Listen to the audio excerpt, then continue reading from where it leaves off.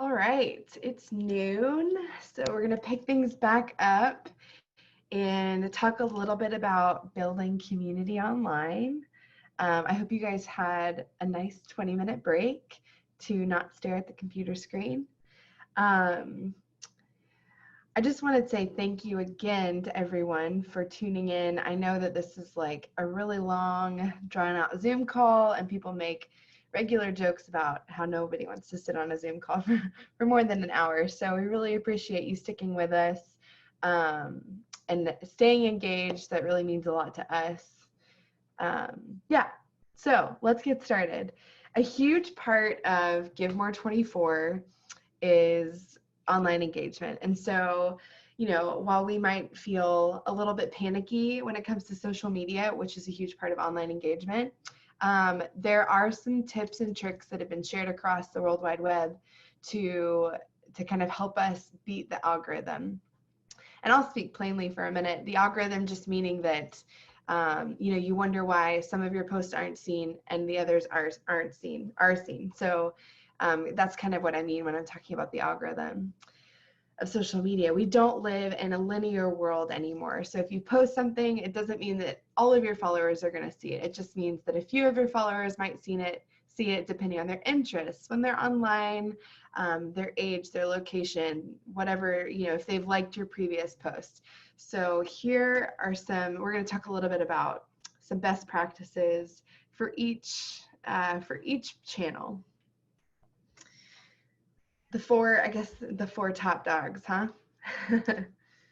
All right, so for Facebook, what they say is prioritizing content that sparks conversation and meaningful interactions is your best bet. But what does that really mean? It's just great, it's great to read off to you and to think about, but what does that really mean? Because a lot of times when I log onto Facebook, I see businesses, organizations, nonprofits, ads. I don't really see a lot of that conversation and meaningful interactions. Or at least I didn't up until the first few days of 2020. So in 2020, Facebook or late 2019 really, Facebook kind of did this overhaul because they were realizing that Facebook was becoming a place for businesses and pages. So it turned into this we really want to take a step back and we want to think about prioritizing posts from people so that other people can see their posts and feel like they are friends, that they're engaging in a conversation. So what does that mean for pages like us? Like we are organizational pages. How can we succeed in the landscape of Facebook? So here are some ideas that we've kind of come up with that I've read also about best practices just, in the world that we live in. Here goes. So mixed digital media is really a great place to start. And what I mean by that is really playing around and kind of experimenting with what people respond to the most or the best. So digital media examples would include videos, photos, GIFs, like those moving funny images, going live, so having kind of a live video presentation, or having some sort of I'm sorry, I'm going to go back. I kind of went off on a tangent there. When I say video, I mean there are two ways to do video on Facebook. And I actually didn't know this up until recently, but if you switch back and forth between live video and uploading a video on the platform, Facebook loves that. And so they're going to say, okay, well, this organization really knows what they're doing with video. And they're going to give you a higher score. Therefore, more people will see your post. So that's really important to think about when you're building your Give More 24 communication strategy, thinking about mixing up images, thinking about mixing up like infographics, like visuals rather than like photos of people doing activities. And then also like lessening your text and your images. That's all, like those are all really good tips. And then also thinking how you can incorporate video. And gosh, I think it was last year, if you were with us in our workshop, we had a lovely person who works for Davidson kind of talk about it's really easy to do a video, especially on social media. I know that those like high quality, beautiful videos, they really do mean a lot, but so much goes into them. And so if you can pull out your cell phone and just capture somebody on video saying like, I just supported so-and-so nonprofit because blah, blah, blah, because they're doing this great thing in the community. You should too.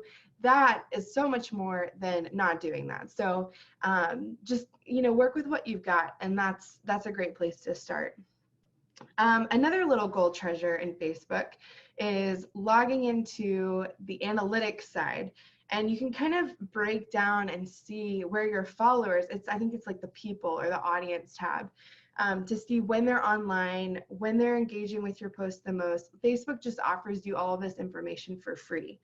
And if you use a posting tool like Buffer or Hootsuite, a lot of times they'll suggest you post at a certain time, but it's always good to kind of jump back into Facebook to make sure that data is up to date and still working for you. So I always like to kind of get into Facebook and be like, okay, so we're getting a lot of likes during this time. We're not getting a lot of likes during this time, or wow, that posted great, I wonder why, and just kind of trying to like repeat those same strategies over and over again until you come up with the perfect solution, the perfect ingredient mix. Initiating conversation is a huge part, but there's a special way to do it. You can't say anymore. You can't say, like this post for, or share this post to. Facebook has quickly caught on to that as like hacking the algorithm. So instead, there are ways to creatively ask questions like, what nonprofit have you supported today? Or have you made a gift yet? And so you can invite people to comment below and say, I made a gift and I'm so excited and I asked my friends to give. So thinking of ways that you can creatively initiate conversation around your posts without like just coming out and saying, share this post to win or share this post to do this, because unfortunately like Facebook picked up on that, whatever. So thinking about ways you can do that is really helpful. It's also really fun. Social media, like there's humans behind every post. And, we talk about that a lot. We're humans, the people reading our posts are humans. So it's really important to remember that there should be a natural, authentic voice in everything that we're posting. A lot of times you do want it to it depends on your goal, but just think about who you're talking to and what you're trying to get them to do, and maybe what you would enjoy seeing in your feed. Track your performance. Like I said, we try to dig into the data and kind of see what works better than other things. And it's all about experimentation. It's just really fun, first of all. And second of all, you get some good insights into what works for your brand. And then last but not least, investing in boosts and advertising or paid promotions. It's just, you got to pay to play. And unfortunately, that's just the way the world works these days in Facebook. I can't say for sure that Facebook says, yeah, sure, we'll boost your post up if we see that you're also paying for advertising and promotions. But I'm not going to say that they don't do that, because it just makes sense that they might. So yeah, just think about that too. And I will say, there's been some talk, especially lately, like in the last month, that when you start to see engagement rise, it's like this amplification effect that we were talking about. So if we share a post on the Community Foundation page and we get 5 likes, those 5 people are more likely to see our next post. So that's kind of where that amplification effect really plays an important role in advertising. So if you can get your post in front of new eyeballs, then you're bringing in new people into your fold. So that's really an important thing to think about when it comes to Facebook. Next, Instagram. Out of the 1 billion, it has 1 billion active users, and over 80% of those accounts follow a business or an organizational profile. So if you are looking to increase your following and increase your engagement, Instagram is the place. There is obviously one challenge with Instagram. You have to have pictures, and sometimes good pictures that really tell a story are kind of hard to get your hands on.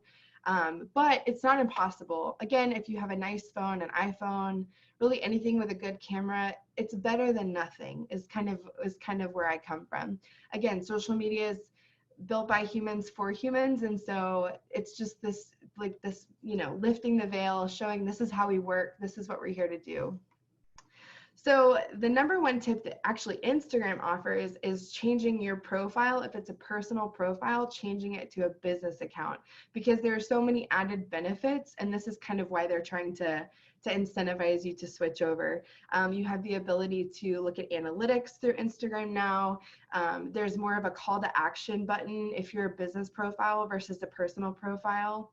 And kind of like an obvious thing is when you're a business profile, you're a public profile. So make sure that your profile is definitely not private, because then you're basically just existing out in outer space and nobody knows about you. So we don't want that. As you're building your profile on Instagram, if you're new, if you're kind of like just trying it out, it's important to just go ahead and put all of the information in. So optimizing your profile looks like having a great, easy to remember profile handle. So, you know, the @ sign and then whatever words come after. Making sure that you put your about information in the about profile section, adding your website, all that good stuff. So once you've done that and you have a business profile, you have the ability to check out all of these analytics behind the scenes. So you can post at the right time. And again, like we were saying, those scheduling tools like Buffer, a lot of those will tell you based on the information that we've pulled from your account, it's better to post at this time. And it's really helpful. It's time saving. So once you do it once, you don't have to do it every time you post.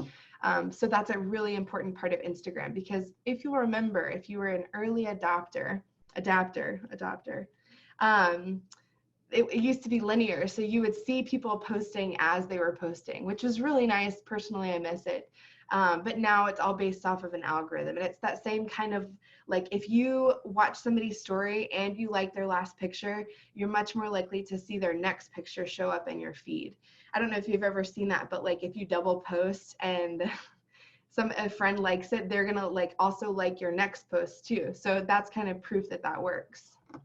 As Mari said earlier, Instagram stories were super fun for us last year, mostly because we're here to lift up voices of other nonprofits. So if you're posting on your stories, we want to share those through our stories too. So just make sure you mention us. While I'm on that topic, we have 2 Instagrams, so make sure you're tagging GiveMore24. We can share all of that afterwards too, so no worries.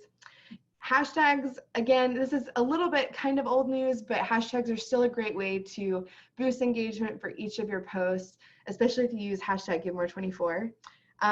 You know, location hashtags, like Vancouver has a Vanwa hashtag, so thinking, like doing a lot of research on the hashtags that might work for your area or for your, you know, for your line of work is a great way to really boost engagement for each post that you share.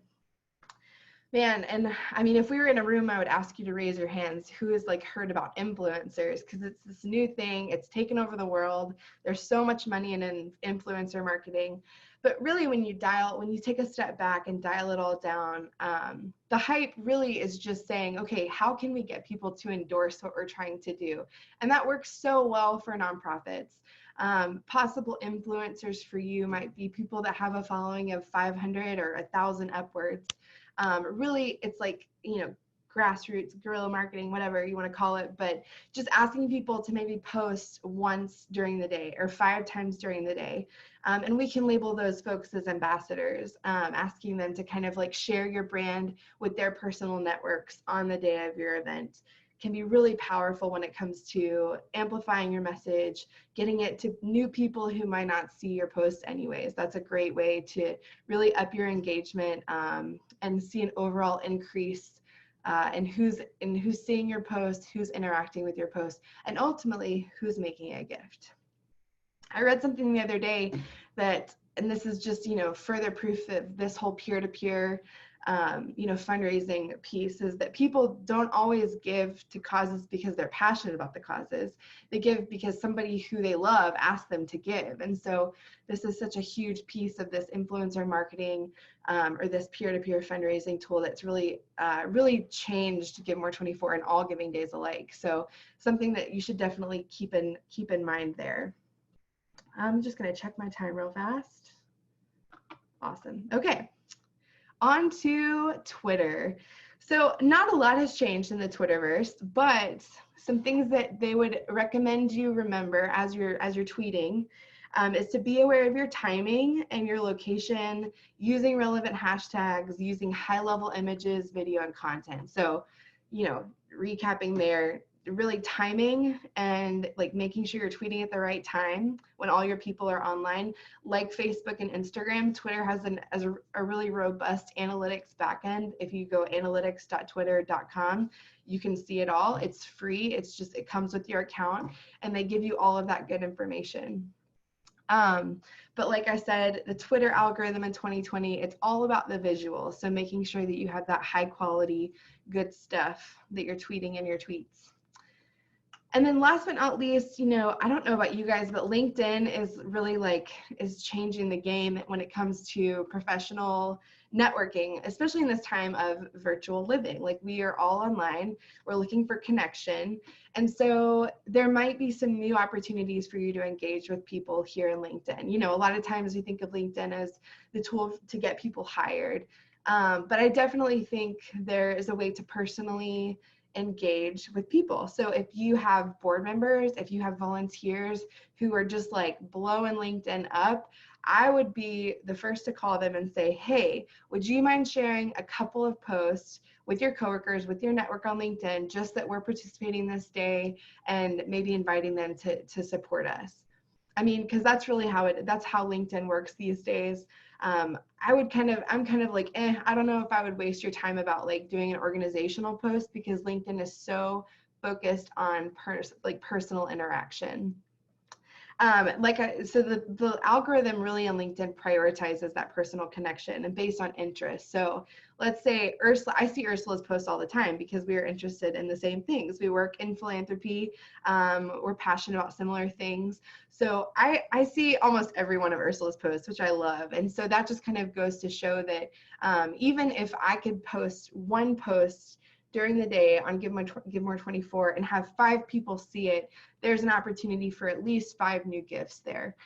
So just think about it like that, how you can share these interests and encourage your networks to do the same.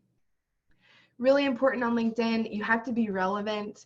So don't just, go off like inviting people to do all these crazy things that they might not be interested in. Just remember your audience. It's a professional social media platform. Again, over and over again, I'll say, be genuine. Like, we're thinking about humans here, and they have feelings, they have passions, they have interests. And so when you can tap into that by being genuine, it's really important. And then again, this applies to all social media platforms. By creating a community, and what I mean by that is specifically asking people to be your ambassadors, to support and amplify your message, you are going to see a huge rise in engagement. So that's my spiel about the algorithm world, and man, is it its own world these days. Before I jump into virtual events, I've kind of recruited Mari and Ursula to share some personal stories about like examples where we've seen these things work. So I'm gonna throw the ball to Ursula, if you wouldn't mind sharing. No problem. Let me get the mute off. One of the easy ways to share on Instagram, and first I want to say is sometimes in stories or even just in photos. And just a reminder, stories are only up for 24 hours. So stories are good for your friends and board members or volunteers to share as we get really close to the event. So the day of the event, maybe share a couple of stories, and it's really, really easy. I am not in any way some big influencer at all. I have maybe 400 followers by choice, but it's a great way for me to share. So one of the story that Leah wanted me to share is one of the particular gyms that I belong to, and it's a small gym, and this particular person has had to refocus since COVID, and so they do a lot of online Zoom classes. And so what I do is after I've worked out or during my workout, I will snap a picture, or even the owner of the gym, she'll snap a picture of, the Zoom call and us working out, and then share it to her story and tag me in it so I can share it to my story or to my Facebook page. And it's a great way for me to share with my followers kind of some of the things that she's doing, some of the different classes she's offering. And it's really super simple for me to, grab it off her page and share it on my page and say, hey, come join me, do a virtual workout. So a lot of people make it really easy. So make it really easy for your followers, or in particular, maybe you have a couple of volunteers that are social media savvy. and they have, an Instagram, and they can share it and just say, hey, this is the nonprofit I support.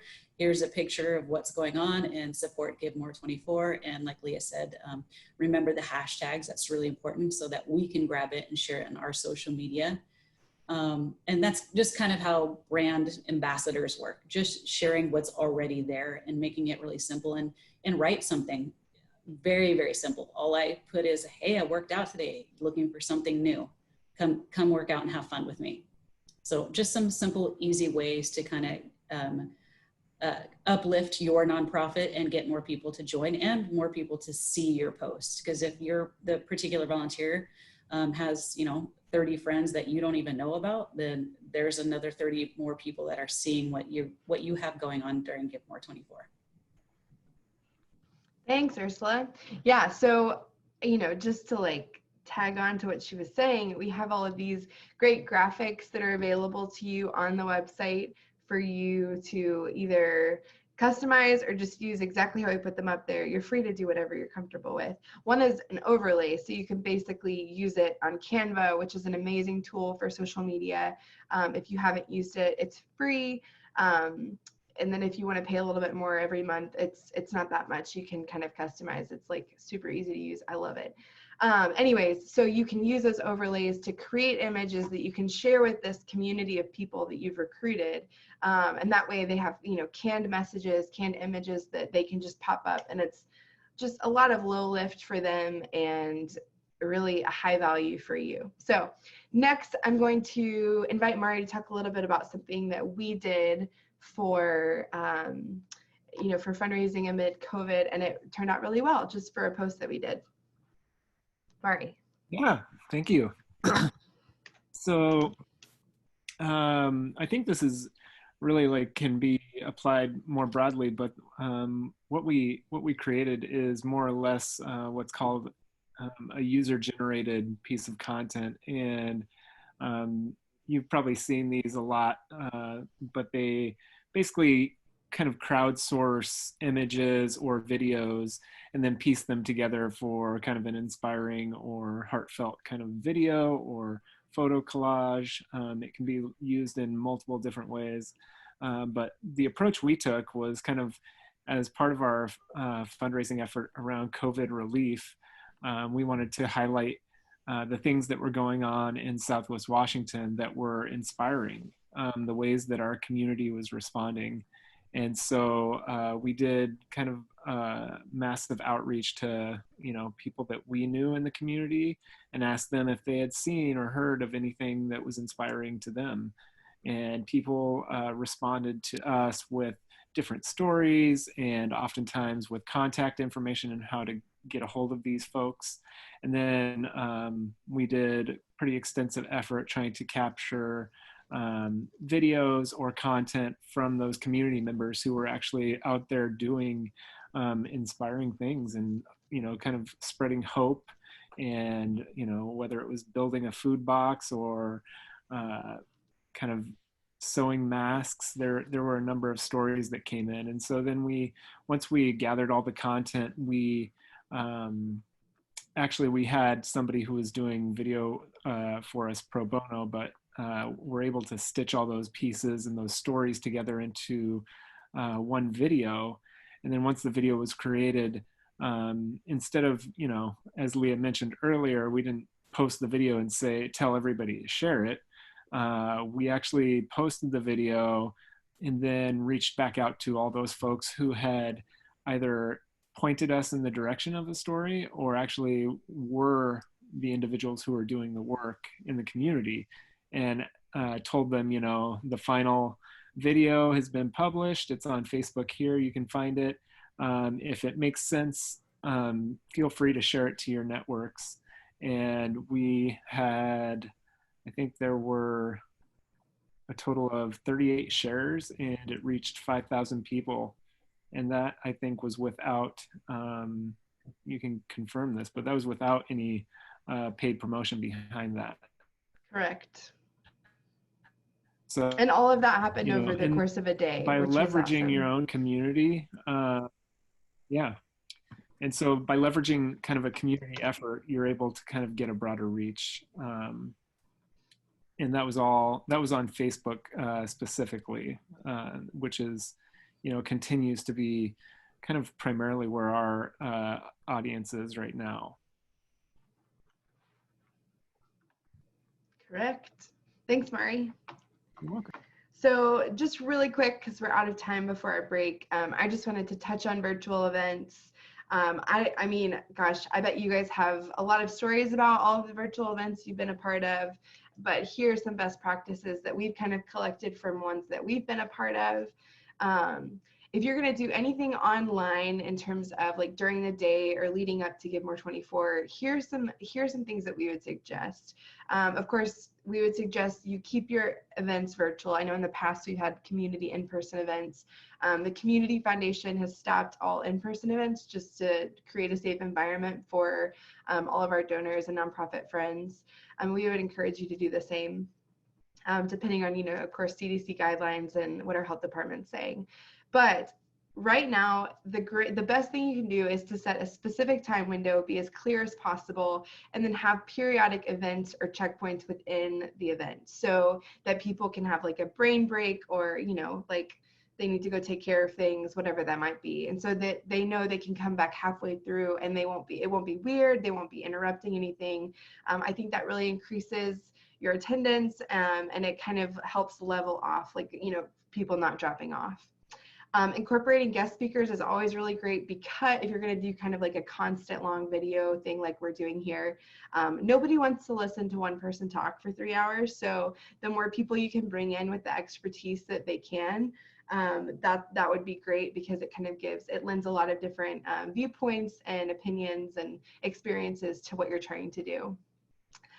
Visually appealing video or whatever you're trying to do online is really important because I've been a part of a couple of videos where it's like they're super zoomed out and I can't really tell what's going on. So it's important that you think about what's filling the screen that everybody's looking at. That's really important. Ease of use, tech friendly. I've been part of so many like online baby showers, online like friend catch-ups, happy hours. One we did, through Facebook event, like it was a Facebook chat live situation, which is really great. Zoom is always really great, of course.